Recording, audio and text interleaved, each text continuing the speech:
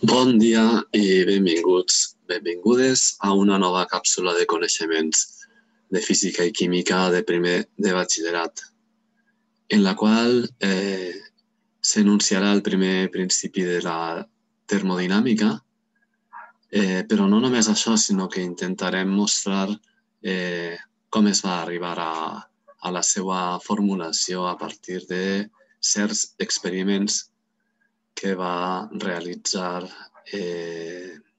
Joule. I veurem també com d'aquest primer principi es deriva una quantitat, que és una funció que es coneix com l'energia interna, que a partir d'ara cobrarà prou importància en el que resta de trimestre. Així que si esteu preparades i preparats, comencem. El primer que haurem de fer, realment, serà posar el marc. El marc en el que podrem entendre aquest principi és el de la termodinàmica, que com el seu propi terme ens dona a entendre, té a veure amb processos en els que hi ha intercanvi de calor per la part de termo de la paraula i possibilitat també de realitzar-se un treball per la part de dinàmica. Dos conceptes que usualment s'introdueixen en quart de l'ESO i que sabem que es poden calcular en processos en els que no hi ha cap canvi d'estat segons aquesta expressió, Q igual a massa per capacitat calorífica per variació de temperatura, i per processos en els que la pressió es manté constant, treball igual a pressió per variació de volum. Després, les expressions poden canviar si hem d'aplicar-les a processos de canvi d'estat o processos en els que la pressió no és constant. Però de moment el que volem és mostrar-ne les expressions que són més habituals. Formalment, per a introduir aquest llenguatge que necessitem per a parlar amb rigor en termodinàmica, necessitem dir que el que se sotmet a estudi és el que anomenem sistema. Aquí ho veiem en aquesta il·lustració en anglès. El sistema és el que nosaltres estudiarem, però serà important tenir en compte si entre el sistema i l'entorn, el que posa com surroundings en anglès en aquesta il·lustració, que és la que hem trobat que podíem utilitzar per qüestions de drets d'autor, n'hi haurà una frontera que podrà ser de tres tipus diferents. Aquesta frontera, segons com siga, farà que el sistema siga obert. Un sistema obert és aquell en el que tant es pot intercanviar massa com energia amb l'entorn. Farà que el sistema siga tancat. Sistemes tancats són aquells que no intercanvien massa amb l'entorn, però tot i així poden intercanviar energia, o que el sistema siga aïllat. Aïllats són els sistemes que ni permeten l'intercanvi de massa ni permeten l'intercanvi d'energia amb l'entorn. Aquestes definicions, com dèiem, seran importants per a parlar amb propietat del que anirem introduint. Ara, un sistema estarà sotmès a determinats processos termodinàmics, cada un dels quals implicarà un canvi en certes variables que també anomenarem termodinàmiques, que seran variables macroscòpiques, és a dir, variables que es poden mesurar. Per exemple, com ja coneixeu, la pressió, el volum, la temperatura o el número de mols. Seran possibles variables termodinàmiques que en un procés termodinàmic algunes d'elles simplement podran canviar de valor. D'entre els processos termodinàmics n'hi ha alguns que són especials, que reben un nom propi. El primer de tots que anomenarem seran els processos isobàrics. Són aquells que tenen lloc a pressió constant i per això en la representació gràfica del procés en un sistema d'aixòs, pressió versus volum, veiem com simplement defineixen un rectangle, veritat, perquè la pressió no canvia, canvia el volum, i a més comprovem que el treball realitzat es correspon amb l'àrea subtinguda entre la gràfica, que és una línia recta horitzontal, i l'eix horitzontal, perquè la expressió al calcular la gràfica base per altura, la base seria igual a variació de volum, que és el que tenim aquí també, i la pressió seria l'altura. Pressió per variació de volum és igual al treball. Per tant, veiem com efectivament es correspon amb l'àrea que està pintada, colorejada de color verd. Així que els processos isobàrics són els que ens permeten calcular el treball de forma més fàcil. Altres processos importants són els isotèrmics. Com el seu nom indica, seran aquells en els que la temperatura es manté constant. En aquest cas no serà tan fàcil calcular el treball perquè és la temperatura i no la pressió la que es manté constant, però, per exemple, si es tractarà d'un procés d'expansió o compressió d'un gas ideal, podríem aplicar l'equació dels gasos ideals per a veure la relació entre la pressió i el volum. Si P per V és igual a nRT, la pressió serà igual a nRT partit per V. No serà constant, però sabrem que seran inversament proporcionals, d'ahir la forma de la representació gràfica. Segons augmenta el volum, disminueix la pressió i viceversa. I continuarà sent vàlid que l'àrea s'obtinguda entre la gràfica i l'eix horitzontal entre els valors de volum inicial i final serà igual al treball. L'únic que n'hi haurà que tenir una miqueta de paciència perquè fins a segon de batxillerat no s'aprendran les eines matemàtiques necessàries per a poder-ne calcular aquesta àrea. Anem a veure. Tercer tipus de procés especial termodinàmic, els anomenats isocòrics, que són aquells en els que el volum es manté constant i, en el fons, és el més simple possible, perquè si el volum es manté constant, no hi ha variació de volum, per tant, en aquests processos no es realitza cap tipus de treball. L'exemple més senzill de procés isocòric és el d'una olla express. En una olla express l'escalfem de tal manera que augmenta la pressió, veritat, però no augmenta el volum, el volum és constant. Quart tipus de processos termodinàmics especials. Aquests són molt importants i tenen un nom que al principi pot sonar una mica estrany o almenys desconegut. Són els processos adiabàtics. Adiabàtic significa sense intercanvi de calor, és a dir, sense intercanvi de calor entre el sistema i l'entorn. Per tant, aquest tipus de procés només serà compatible amb un sistema aïllat, que és aquell que no només no intercanvia massa, sinó que tampoc intercanvia energia en forma de calor amb l'entorn. Així que, introduït el marc i la terminologia que és necessària per a parlar amb propietat en termodinàmica, anem a avançar. Estem preparats ja per a veure què formula i com s'arriba a la formulació del primer principi de la termodinàmica, el qual en realitat no és sinó una forma concreta d'expressió de la llei de la conservació de l'energia. Aquest principi es va arribar a partir de certs experiments que va realitzar James Prescott Joule. El primer dels experiments consistia en calcular la quantitat de treball mecànic que s'havia de fer per a augmentar en 1 grau centígrad l'aigua continguda dins d'un recipient en el que, mireu, aquest sistema el que fa és que segons aquestes dues peces van baixant, realitzant treball mecànic, van fent girar aquestes politges de manera que el gir de les politges provoca el gir d'un sistema que té un eix central amb unes aspes que fan que per fregament aquestes aspes escalfan l'aigua. Serà un procés lent, l'escalfaran només una miqueta, haurem de repetir diverses vegades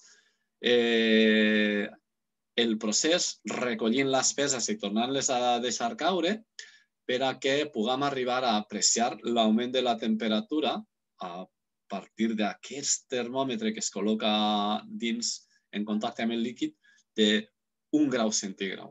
Però la qüestió és que mesurant l'altura total que han recorregut aquestes dues peces, tenint en compte la seva massa, Joule va poder determinar la quantitat de treball mecànic que havia de realitzar per a que augmentara 1 grau centigrau la temperatura dins del recipient amb aigua. I això ho hem explicat amb major grau de detall en el vídeo anterior, que hem posat en la part de l'assignatura de quart de l'ESO, per a veure com va determinar també la correspondència, l'equivalent calòric del treball. És a dir, la correspondència entre joules i calories. D'acord, quedem-nos en la idea de que Joule va poder determinar a partir de mesures experimentals aquest treball mecànic. Després va intentar repetir l'experiment, la mateixa idea, és a dir, a partir d'un treball, però en aquest cas elèctric i no mecànic, veure la quantitat que necessitava per a que també, en una mateixa quantitat d'aigua, augmentarà la temperatura en 1 grau centigrau. En aquest cas, el treball elèctric, nosaltres no l'hem estudiat i potser només l'han estudiat o l'han vist d'alguna forma els que han fet tecnologia, que és una assignatura optativa, però dir que es pot calcular a partir del valor d'una resistència elèctrica, que és algo semblant, o semblant no, igual al que tenim en un escalfador d'aigua, per exemple, quan algú va preparar-se un te o una infusió, tenim una resistència elèctrica de la que se'n coneix el valor. Així que, a partir de la resistència elèctrica, la quantitat de corrent elèctric que circula per ella elevada al quadrat i el temps que està circulant es pot calcular el treball elèctric generat. No és necessari saber-se aquesta fórmula, per a els que tampoc la posem escrita en la pantalla. I el que es va trobar Joule és el següent. Primer va fer l'experiment, els dos experiments realment, en dos sistemes oberts.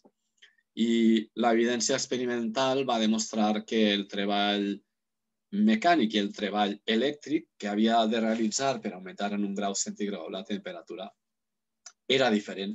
Simplement era diferent per a una mateixa temperatura inicial i per a una mateixa temperatura final. Així que aquests primers experiments va importar el camí seguit durant el procés.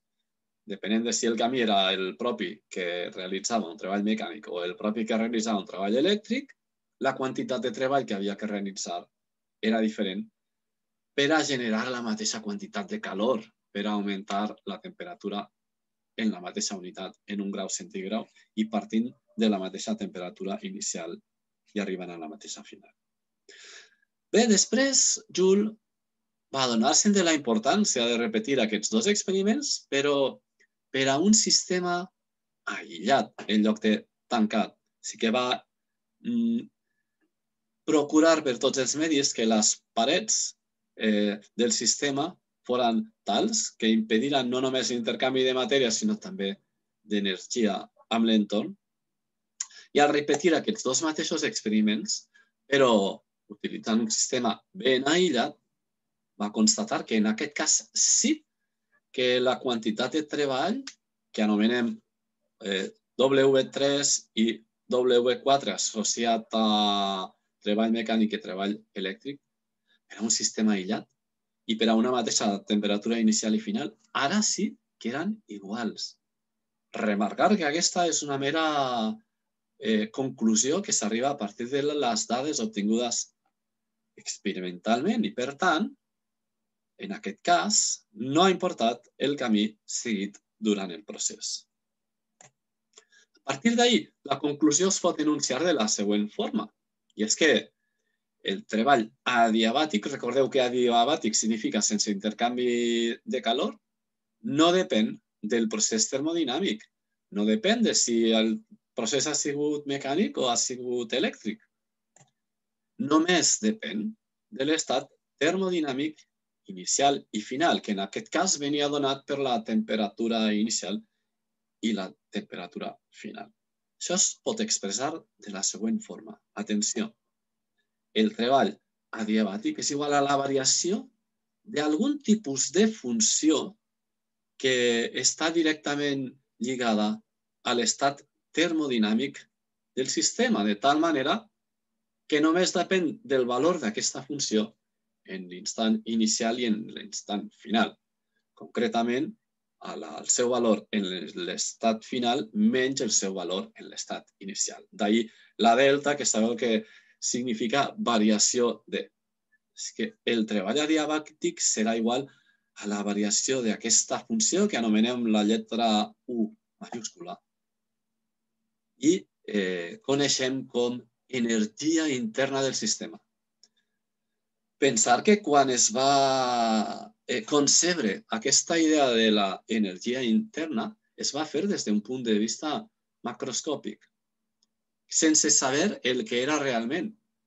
Avui en dia sí que podem interpretar que si per exemple, estem experimentant un recipient que conté aigua o un recipient que conté un gas monomolecular, l'energia interna al final serà igual a la suma de l'energia de totes les molècules o àtoms de l'aigua o del gas. Vol dir la suma de l'energia cinètica degut al moviment de les molècules i la velocitat que tenen en cada instant i l'energia potencial que tenen les molècules per la interacció que tenen entre elles.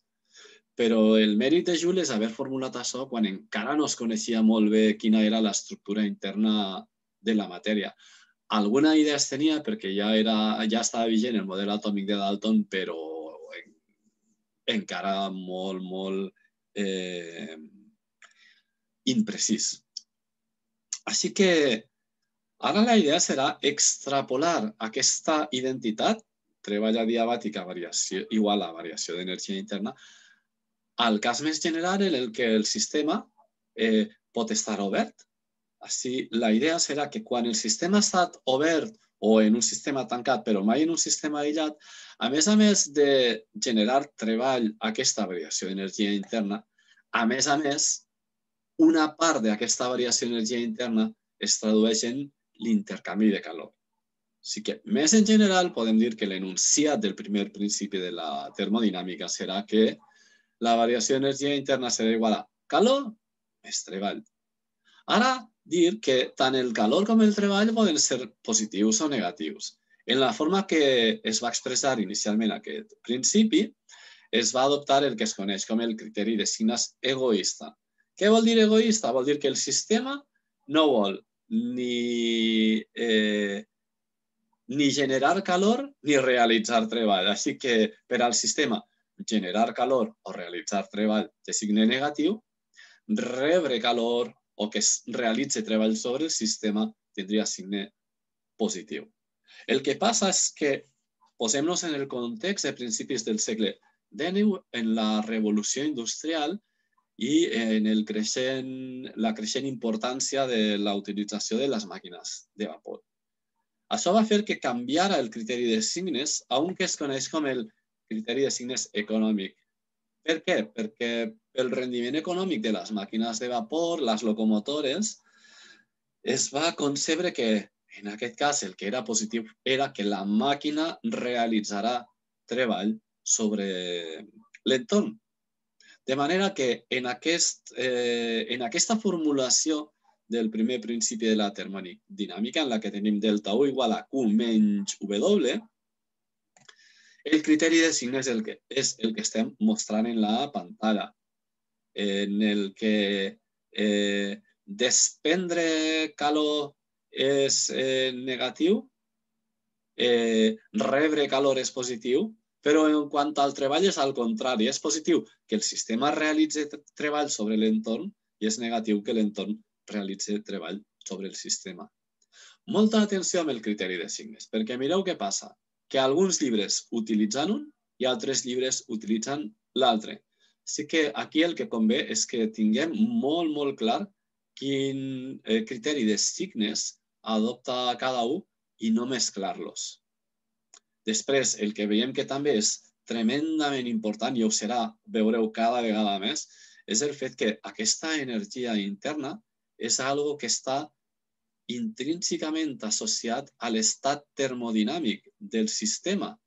De fet, estem veient que la suma amb signes del calor i el treball és igual a la variació de l'energia interna en un sentit tal que només depèn del valor que té l'energia interna en l'estat termodinàmic inicial i en l'estat termodinàmic final, no important per a res quin valor haurà tingut l'energia interna en estats intermitjos. I aquest és el motiu pel qual es diu que l'energia interna és una funció d'estat. És una funció que depèn només de l'estat termodinàmic del sistema i no de com s'ha arribat a ell. Amb això completem aquesta sessió dedicada al primer principi de la termodinàmica i el concepte d'energia interna. La primera de les funcions d'estat que es veuran al llarg de les properes sessions. Adeu.